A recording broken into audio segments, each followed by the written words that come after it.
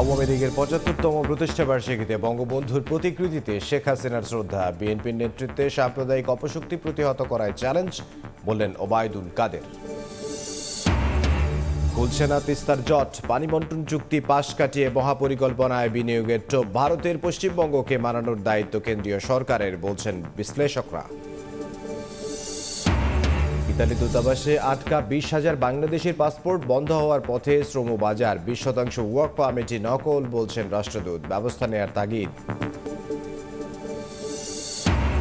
পানি নামতে শুরু করায় বের হয়ে আসছে ক্ষতচিহ্ন। সুনামগঞ্জে দুশ্চিন্তায় বানভাসীরা। মাথা গোঁজার ঠাঁই নিয়ে অনিশ্চয়তা, ঘুরে দাঁড়াতে চান সহযোগিতা।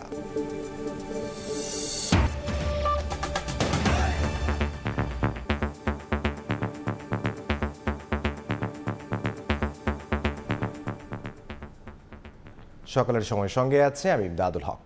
উপমহাদেশের প্রাচীনতম রাজনৈতিক সংগঠন বাংলাদেশ আওয়ামী লীগের ৭৫তম প্রতিষ্ঠাবার্ষিকী উপলক্ষে ধানমন্ডি ৩২ নম্বরে বঙ্গবন্ধুর প্রতিকৃতিতে শ্রদ্ধা জানিয়েছেন প্রধানমন্ত্রী ও দলের সভাপতি শেখ হাসিনা।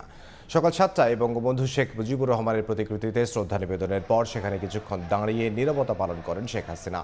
এরপর দলের সভাপতি হিসেবে কেন্দ্রীয় নেতাদের সঙ্গে শ্রদ্ধা নিবেদন করেন তিনি। পরে বঙ্গবন্ধুর প্রতিকৃতিতে শ্রদ্ধা জানায় যুবলীগ, ছাত্রলীগ সহ সহযোগী সংগঠনগুলো। শ্রদ্ধা নিবেদন শেষে দলের সাধারণ সম্পাদক ওবায়দুল কাদের বলেন, বড়চোরা বিএনপির নেতৃত্বে সাম্প্রদায়িক অপশক্তিকে প্রতিহত করাই আওয়ামী লীগের আগামীর চ্যালেঞ্জ।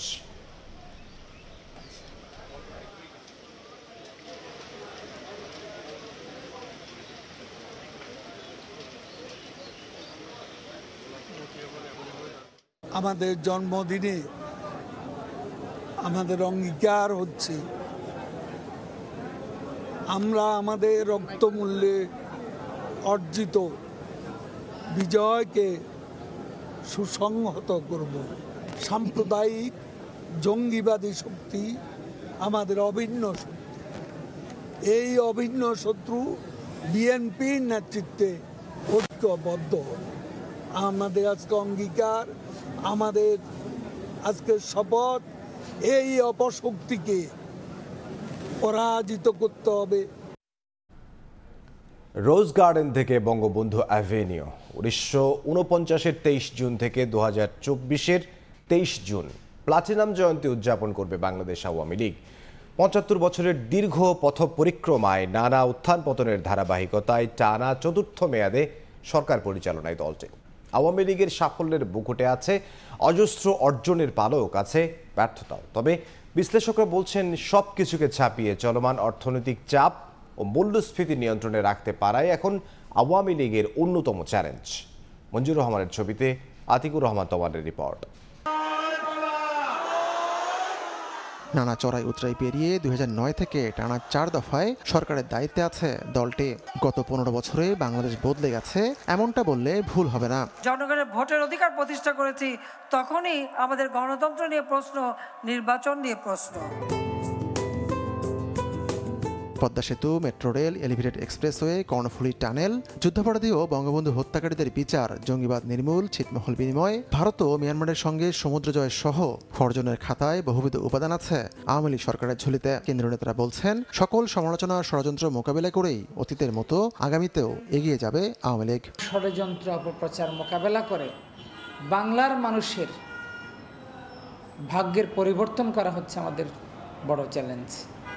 আমরা সেই চ্যালেঞ্জ মোকাবেলায় কখনো ভীত নই। বিশ্লেষকদের মতে, অতীত থেকে শিক্ষা নিয়ে অর্থনীতির চাপ সামাল দেওয়াই সরকারের অন্যতম চ্যালেঞ্জ। আওয়ামী লীগকে যোগ্যতার পরিচয় দিয়ে জিনিসপত্রের দামকে জনগণের ক্ষমতার মধ্যে, সহনীয় পর্যায়ের মধ্যে রাখতে হবে।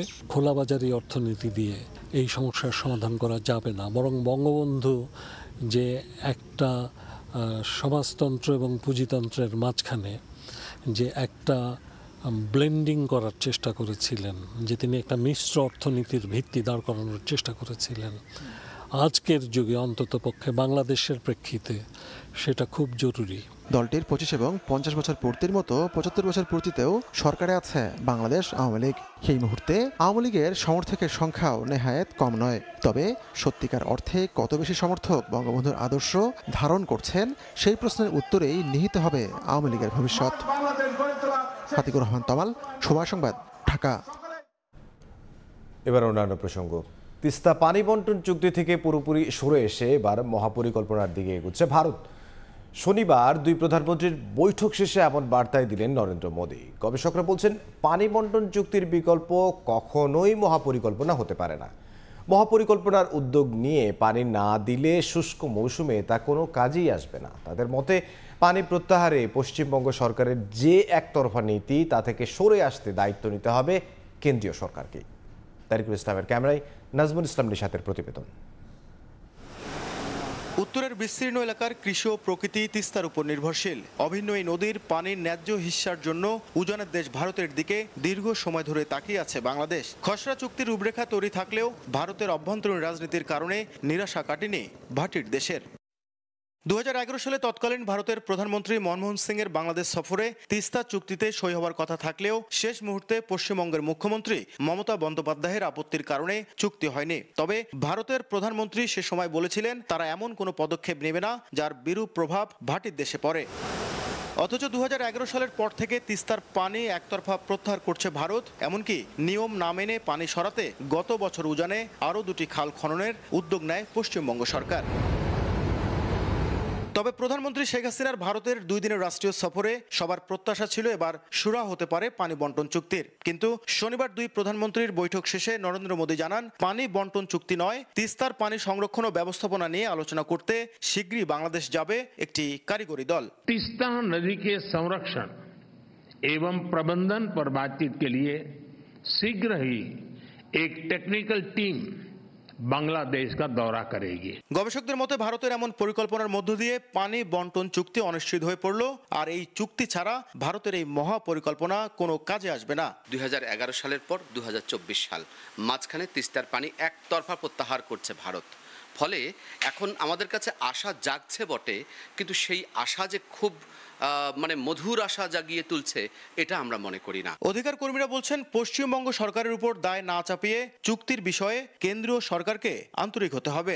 আমরা তিস্তা মহাপরিকল্পনা বাস্তবায়ন করলে ভাঙনের হাত থেকে রক্ষা পাবো, কিন্তু খরাকালে যদি আমরা পানি না পাই তাহলে এই অঞ্চলটা বিপর্যয় নেমে আসবে। ভারতের মহাপরিকল্পনায় আগ্রহ থাকলেও দুই দেশের মধ্যে ক্রমবর্ধমান সম্পর্ক আরও দৃঢ় রাখতে এই চুক্তি দ্রুত বাস্তবায়নের পরামর্শ সংশ্লিষ্টদের। নাজমুল ইসলাম নিশাত, সময় সংবাদ, রংপুর। ভিসা পেতেই লাগছে 6 মাস থেকে 1 বছর পর্যন্ত। ঢাকার ইতালি দূতাবাসে আটকা পড়ে আছে 20,000 বাংলাদেশি পাসপোর্ট। 10 থেকে 12 লাখ টাকা খরচ করে নেয়া অনেকের ওয়ার্ক পারমিটের মেয়াদও শেষ হয়েছে। বাইরে সভাপতি বলছেন, সময় মতো বৈধ কর্মী পাঠানো না গেলে ইউরোপের সবচেয়ে বড় শ্রমবাজার বন্ধ হওয়ার ঝুঁকিতে পড়বে। আর প্রতিমন্ত্রী জানালেন, প্রয়োজনীয় ব্যবস্থা নিতে তাগিদ দেওয়া হয়েছে ঢাকার ইতালি দূতাবাসকে। কারণ হিসেবে ঢাকায় নিযুক্ত ইতালির রাষ্ট্রদূতের দাবি, জমা পড়া অন্তত 20% ওয়ার্ক পারমিটই নকল। বার্জিয়াম রিপোর্ট, ছবি তুলেছেন মিজানুর রহমান।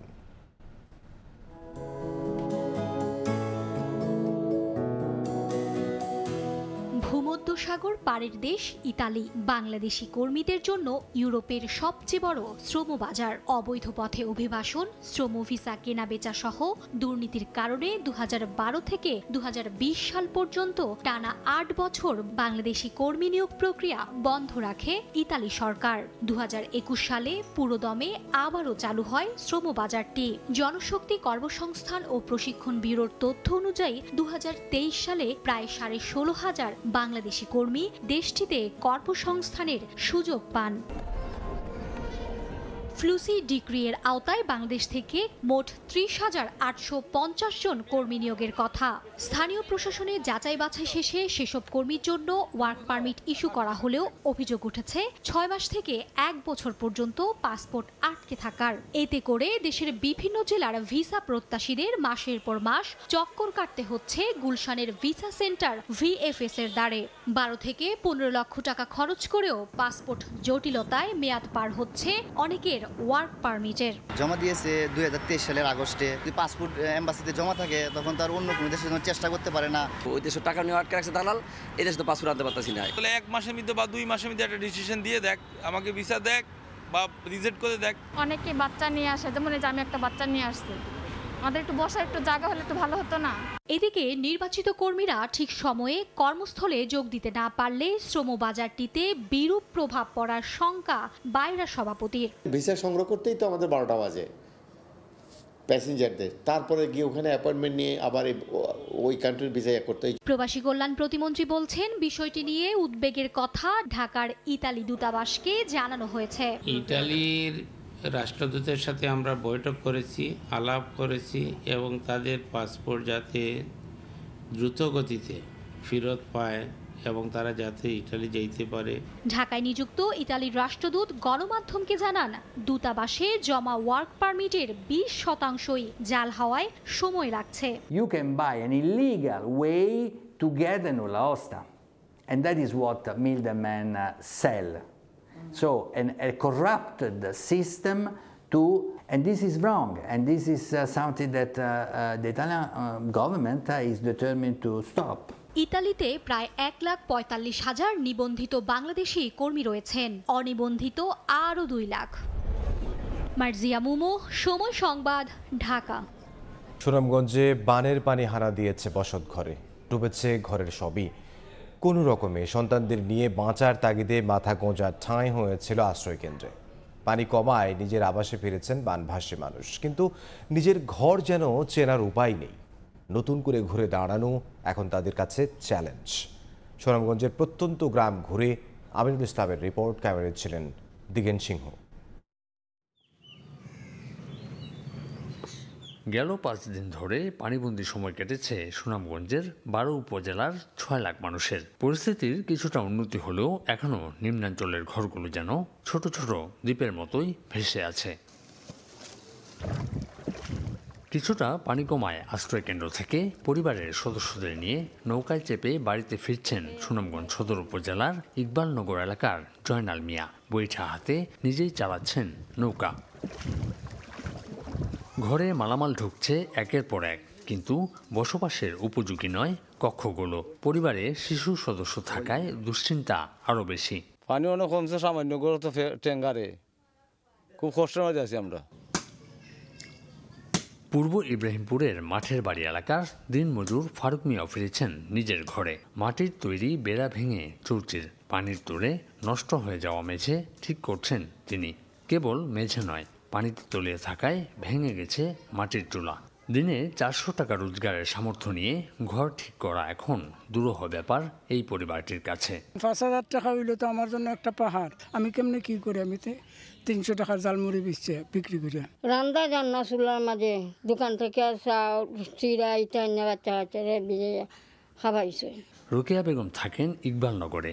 স্বামী হারাই বৃদ্ধার মাথা গোজার ঠাই রিক্সা চালক ছেলের কাঁচা ঘরে। 2022-এর বন্যায় একটি ঘর ভিটে সহ ভেসে গেছে। আগের ক্ষতি কাটিয়ে ওঠার আগেই আবারও বানের মুখে পরিবারটি।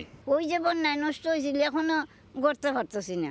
কোনো বাদি তালি তুলি দিয়েছিল, এটা ওই বাঙ্গারুঙ্গা তিন টুকায়া তাকাইয়া তো ওই গইডা গাইডা আছে। রোকেয়া বেগমের মতো এমন কষ্টের দিন কাটছে সুনামগঞ্জের অনেক বানভাসী পরিবারের, যাদের একের পর এক বন্যায় ভেঙেছে ঘর, যেটি গড়তে সময় লাগবে আরও অনেক দিন। ঘর যেগুলো ভেঙে গেছে নতুনভাবে আবার তাদের পুনর্নির্মাণ করতে হবে, সে ব্যাপারে সরকার কিন্তু আন্তরিক। এবং ইতিমধ্যে ডিসি সাহেব এবং আমরা জেলা পরিষদ অলরেডি সরকারের উচ্চ মহলে সেটা জানিয়েছি।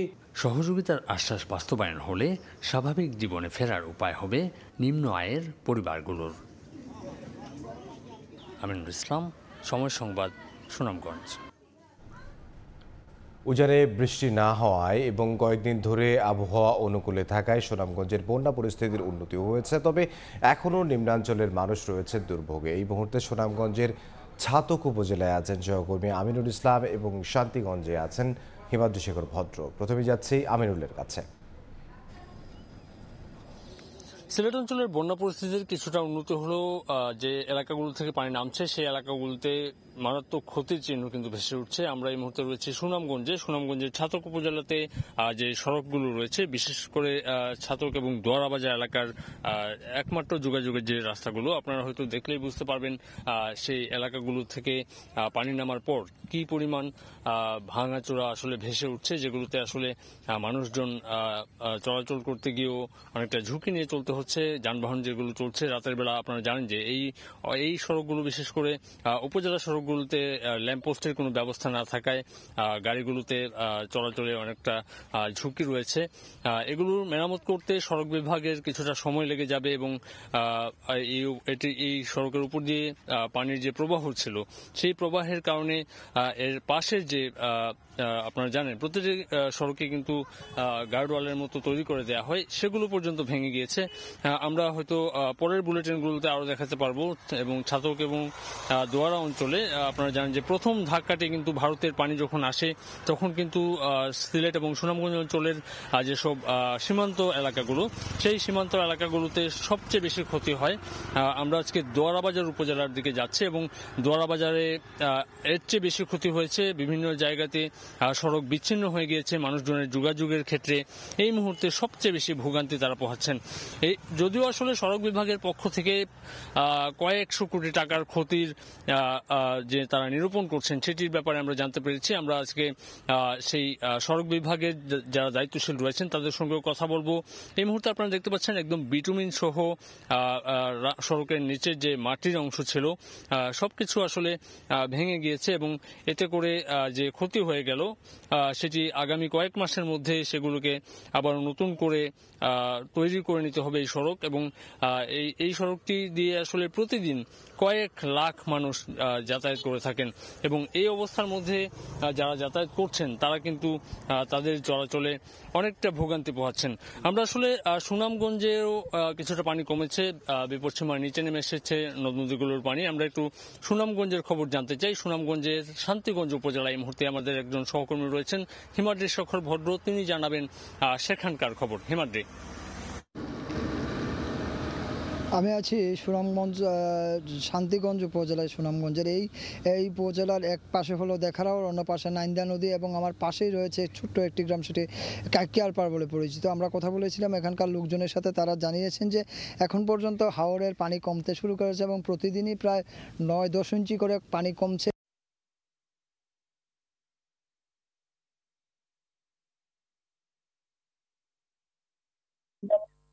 সুরমা নদীর পানি সুনামগঞ্জের 5টি পয়েন্ট হচ্ছে এবং কোথাও পানি বৃদ্ধির কোনো খবর নেই এবং প্রতিদিনই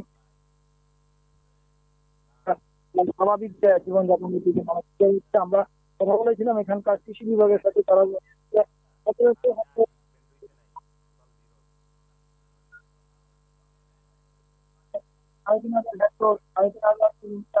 কাঁচা সড়ক 10,000 কিলোমিটার। হিমাদ্রি শেখরের সংযোগটি ত্রুটিপূর্ণ থাকায় আমরা আন্তরিকভাবে দুঃখ প্রকাশ করছি। হিমাদ্রি শেখর যোগ দিয়েছিলেন সুনামগঞ্জ থেকে এবং এর আগে আমিনুল ইসলাম যোগ দিয়েছিলেন, সেখানকার বন্যা পরিস্থিতির খবর আমাদেরকে জানাচ্ছিলেন। আকস্মিক কিংবা দীর্ঘমেয়াদী বন্যায় সড়ক যোগাযোগ বিচ্ছিন্ন হয়ে পড়লে বানভাসী মানুষের চলাচলের একমাত্র বাহন হয়ে দাঁড়ায় নৌকা। এই সুযোগে বেড়ে যায় নৌকার ভাড়া, তারপরও নিরুপায় হয়ে এই বাহনকেই বেছে নেন মানুষ। ইকরামুল কবিরের রিপোর্ট, ছবি তুলেছেন নৌশাদ আহমদ চৌধুরী। উজানি ঢল ও অতি বৃষ্টিতে সিলেটের সুরমা ও কুশিয়ারার প্রধান নদী সহ অন্যান্য নদীগুলো উপচে পানি জনপথ তলিয়ে দেয়। এতে সড়কে যান চলাচল বন্ধ হয়ে যায়। এ সুযোগ কাজে লাগায় নৌকার মাঝিরা। এক সপ্তাহ ধরে তলিয়ে আছে সিলেটের ফেঞ্চুগঞ্জ উপজেলা শহরের প্রাচীনতম বাজার। কুশিয়ারা নদীর পানি স্থিতিশীল অবস্থায় থাকায় বাজার থেকে পানি কমার আপাতত লক্ষণ দেখা যাচ্ছে না। 2.5 কিলোমিটার দীর্ঘ বাজারের অধিকাংশ দোকানপাট, মার্কেট পানিতে তলিয়ে আছে। বাজারের প্রধান সড়কে চলছে নৌকা। এই সুযোগে নৌকার মাঝিরাও আয় করে নিচ্ছেন। কুশিয়ারা নদীর লাগোয়া এই বাজারের অবস্থান থাকায় নদীর পানি 100 সেন্টিমিটার উপর দিয়ে প্রবাহিত হওয়ায় ভোগান্তি দীর্ঘমেয়াদী হচ্ছে। এই বাজারের সংস্কারের দাবি ব্যবসায়ীদের।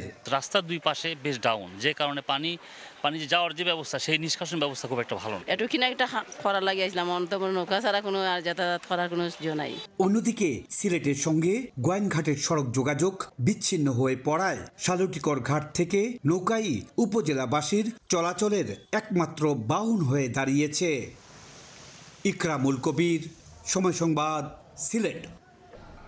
ট্রেন লক্ষ্য করে পাথর নিক্ষেপের পাশাপাশি লাইনের উপর অতর্কিত গাড়ি উঠে যাওয়ায় বিপজ্জনক হয়ে উঠছে চট্টগ্রাম কক্সবাজার রেলপথ। প্রায়ই ঘটছে দুর্ঘটনা। এই অবস্থায় স্থানীয় বাসিন্দাদের সচেতন করে তুলতে বিশেষ ট্রলি রান শুরু করেছে জিআরপি পুলিশ। এই মুহূর্তে সেই ট্রলি রানে রয়েছেন সহকর্মী কমল দে। সরাসরি চলে যাচ্ছি তার কাছে। এই মুহূর্তে বাংলাদেশের সবচেয়ে জনপ্রিয় এবং লাভজনক রেলপথ হচ্ছে চট্টগ্রাম কক্সবাজারের যে রেলপথ, সেই রেলপথটি কিন্তু নানা কারণে সেই রেলপথ এখন ঝুঁকিপূর্ণ হয়ে উঠেছে। পাথর নিক্ষেপের ঘটনা ঘটছে, একে একে অতর্কিতভাবে রেল লাইনের উপর গাড়ি উঠে দুর্ঘটনা ঘটছে এবং এই ঝুঁকিপূর্ণ কাটানোর জন্য আজকে থেকে শুরু হয়েছে জিআরপি পুলিশের বিশেষ ট্রলি রান, যার মাধ্যম দিয়ে তারা আসলে সচেতন করতে চায় স্থানীয় গ্রামবাসী, স্থানীয় এলাকাবাসী। আমার সাথে রয়েছেন রেলওয়ে পুলিশ সুপার প্রকৌশলী মোহাম্মদ হাসান চৌধুরী। আপনার কাছে জানতে চাইবো আসলে এটা একটা আকর্ষণীয় রেল লাইনটি কেন হঠাৎ করে ঝুঁকিপূর্ণ হয়ে উঠলো এবং আপনারা কি ব্যবস্থা নিচ্ছেন? ধন্যবাদ আপনাকে। আসলে আপনি যে শব্দটা বলেছেন ঝুঁকিপূর্ণ, আমরা ঝুঁকিপূর্ণ কখনো বলি না। এটা যেহেতু চট্টগ্রাম থেকে কক্সবাজার রেল শুরু হলো, অনেক এই লাইনের তো রেল নতুন, অনেকে দেখতে আসে। এই যে বাচ্চারা থেকে শুরু করে রেলটা যখন যায় অনেকে দাঁড়ায় এবং আমরা অনেক সময় একে দেখেছি এই কার্যক্রম আমরা আগেও পরিচালনা করেছি। অনেক সময় খেলা ছিল, মজা ছিল, পাথর মারে। আবার অনেক সময় যে ছোটরা যেমন মারে, আমরা দেখেছি একটু যেমন 10-12 বছরের ওরও মারে। তারা আসলে বুঝে না যে পাথরটা থেকে অনেক ক্ষতিগ্রস্ত হবে। অনেকে যারা হয়তো ইনজুর্ড হয়, অনেক ক্ষতি হয়, সেটা যে কোনো কারো মা বাবা ভাই বোন হতে পারে পরিবারের। এই বিষয়ে আমরা কাজ করছি।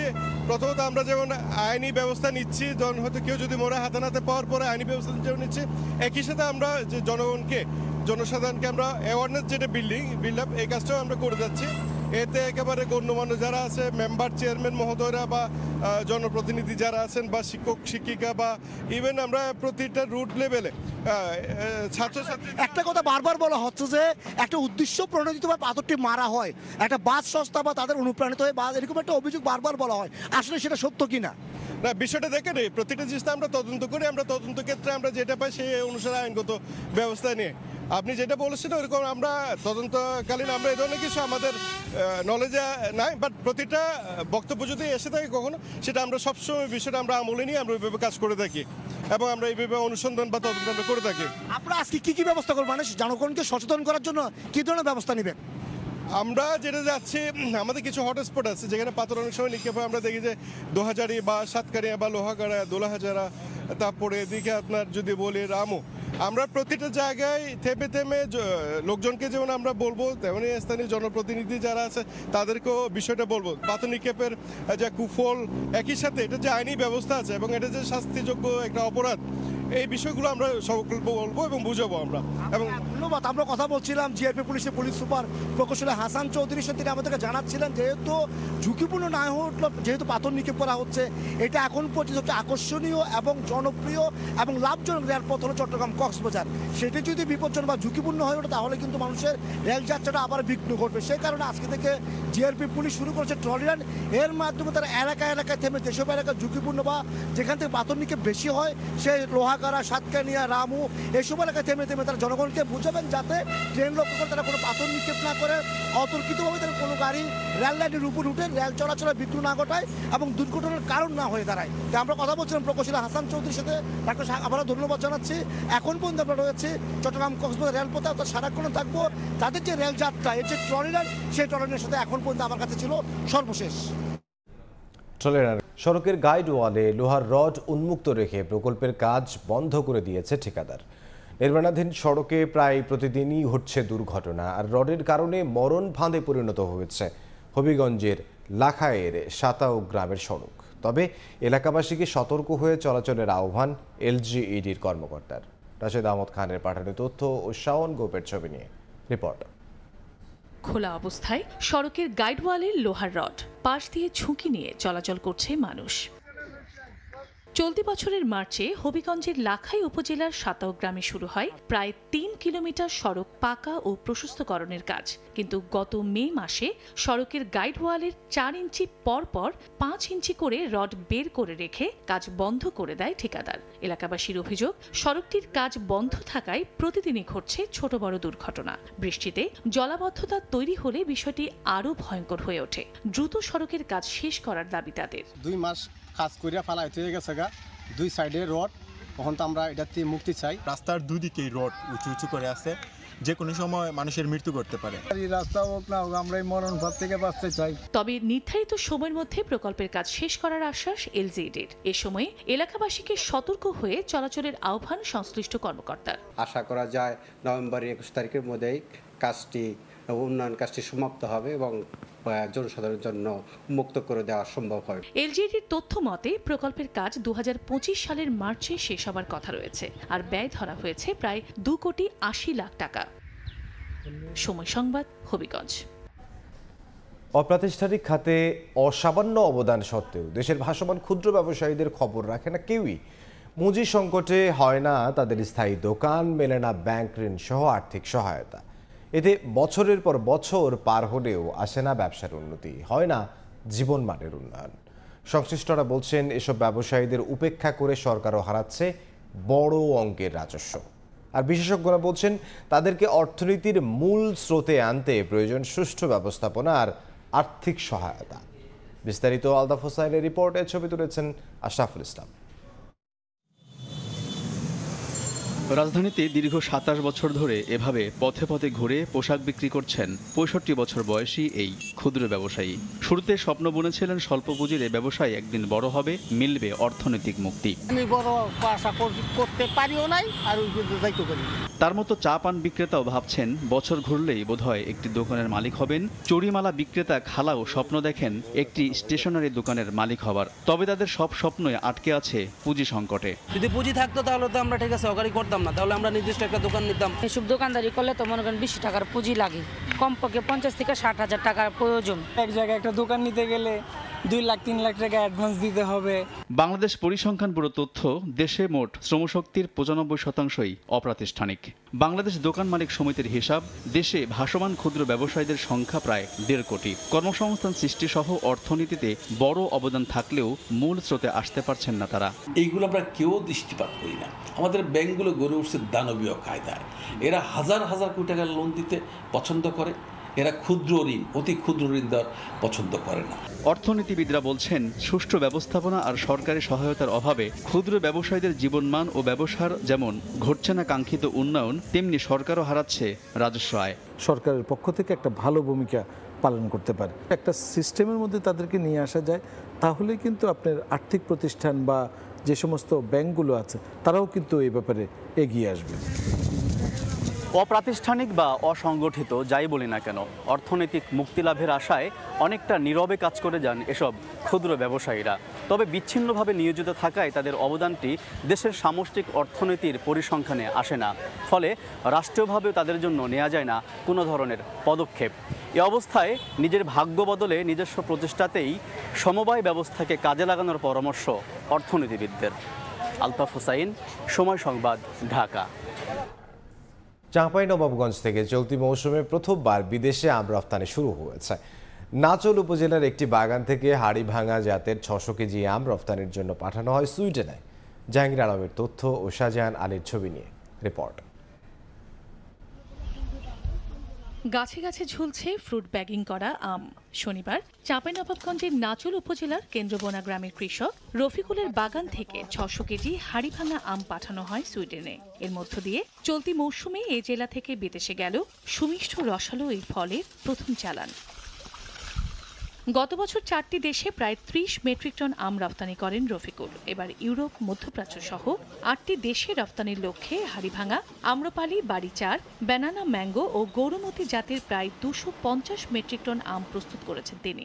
আশা করতেছি গত বছর যেহেতু 30 মেট্রিক টন দিয়েছি, এই বছর তো 200 থেকে 250 মেট্রিক টন দিতে পারবো বলে মনে করতেছি। কীটনাশক বলেন, সার, তারপরে আদার্স পানি, সবকিছু আমরা ওই উত্তম কৃষি পরিচর্যার মাধ্যমে আমরা এটাকে পরিচর্যা করছি। ফুড ব্যাগিং করি, আপনার বালাইনাশক ব্যবহার করি, সময় উপযোগী যেগুলো করা দরকার সেগুলো করি। রপ্তানিযোগ্য আম উৎপাদনের লক্ষ্যে কৃষকদের প্রশিক্ষণ, পরামর্শ ও সহযোগিতা দিচ্ছে কৃষি বিভাগ। উত্তম কৃষি চর্চার যে নিয়ম কানুনগুলো আছে তাদেরকে আমরা প্রশিক্ষণের মাধ্যমে শিখাইছি, সেই অনুযায়ী তারা কাজ করে তারা আমগুলো উৎপাদন করতেছে। 2022 সালে চাঁপাইনবাবগঞ্জ থেকে 130 মেট্রিক টন এবং গত বছর 376 মেট্রিক টন আম রপ্তানি হলেও চলতি মৌসুমে চাঁপাইনবাবগঞ্জ থেকে আম রপ্তানির লক্ষ্যমাত্রা নির্ধারণ করেনি কৃষি বিভাগ।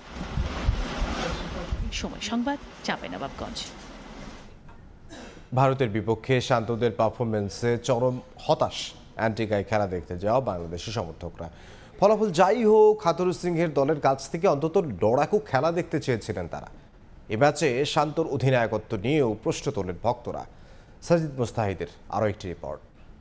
বলা যায় বাংলাদেশের টি-20 বিশ্বকাপ মিশন শেষ হয়ে গেছে। যদিও কাগজ কলমের অনেক হিসেব নিকেশ বাকি রয়েছে, তবে বাংলাদেশের সেমিফাইনাল কোয়ালিফাই করাটা এখন শুধু স্বপ্নেই রয়ে যাবে। ম্যাচ শেষ হয়েছে, বাংলাদেশের আমরা দেখেছি ব্যাটিংটা এই ম্যাচেও ভুগিয়েছে।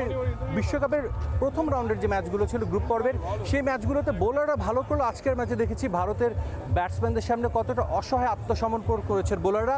অনেকে বলছেন অধিনায়ক শান্তর তার ক্যাপ্টেন্সি নিয়ে অনেক প্রশ্ন রয়েছে, বোলিং চেঞ্জ নিয়ে প্রশ্ন রয়েছে। সাকিব এখন ফর্মে নেই, সাকিবকে বল করা যাবে? যেহেতু 3টা গেম হারছি, তো ক্যাপ্টেন্সি একটা প্রশ্ন আসবেই। আমরা যখন ব্যাটিংয়ে নামছি আমাদের ব্যাটিংটা ভালো লাইন ছিল না। এই যে ওপেনিংয়ে দেখেন একই অবস্থা। বাংলাদেশ থেকে আসছে খেলা দেখার জন্য, এই খেলা দেখার জন্য আসে না, খুব কষ্ট লাগে বুঝছেন। ভালো বাংলাদেশ জিতলো, হারুক আমার হারুক একটা লেভেল আছে, লাইক ইউ নো একটা চেষ্টা করে হারুক। বা আজকে কোনো আমরা চেষ্টাই দেখি নাই ভাই। 200 রানের টার্গেট আপনি খেলতেছেন, মানে আমার 6 বলে 6 রান দরকার। Hood is this? Opening batsman Tanzid Tamim 30 বলে 28 রান, এটা কি 200 রানের টার্গেটে খেলা?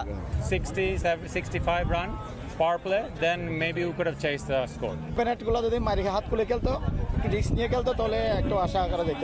আমাদের বোলিংয়ে অনেক ঘাটতি। ফার্স্ট অফ অল স্পিন বল দেওয়া, ফার্স্টে বল করার কোনো প্রকারই উচিত হয় নাই। We love Bangladesh, but we need to see some management change. আফগানিস্তানের বিপক্ষে একটা ম্যাচ আছে, সেই ম্যাচে কি বেটার কিছু সম্ভব? Of course, brother, we want to end the World Cup with a good note against Afghanistan.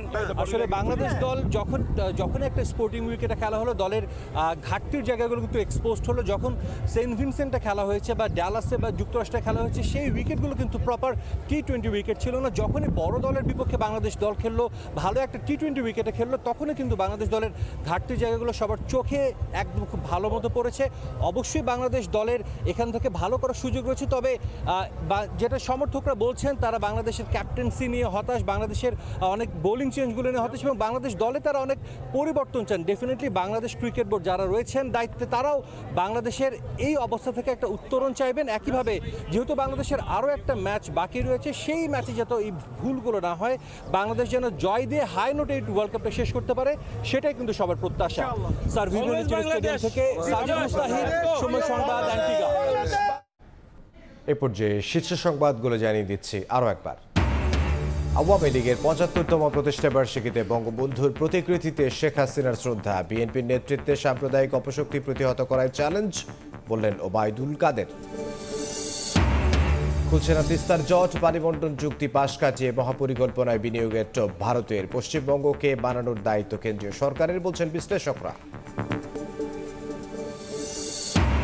এবং ইতালি দূতাবাসে আটকা 20,000 বাংলাদেশি পাসপোর্ট বন্ধ হওয়ার পথে। শ্রমবাজার 20% ওয়ার্ক পারমিটই নকল, বলছেন রাষ্ট্রদূত। ব্যবস্থা নেওয়ার তাগিদ।